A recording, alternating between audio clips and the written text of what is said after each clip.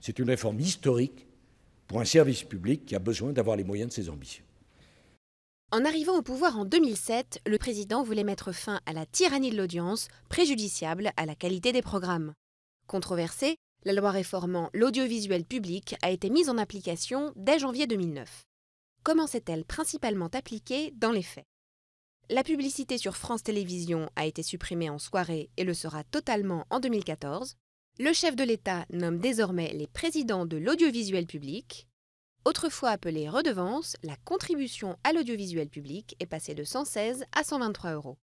Malgré tout, la dictature de l'audience semble se poursuivre via de nouvelles sources de revenus.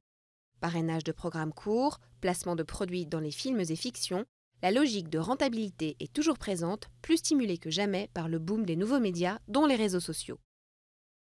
Ainsi, après un quinquennat de mutation médiatique en France, les chiffres sont éloquents.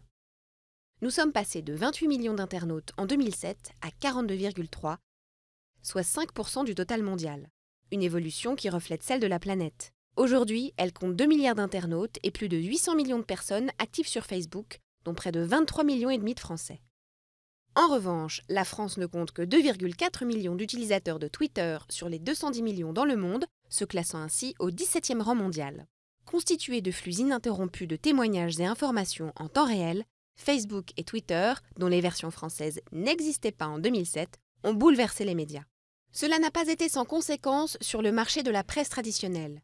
Aujourd'hui, en effet, les internautes ouvrent davantage le web pour s'informer que la télévision ou les journaux. Résultat, on observe une fusion des rédactions papier et web comme au Monde ou au Figaro, tandis que France Soir a abandonné le papier et que la Tribune risque d'en faire autant.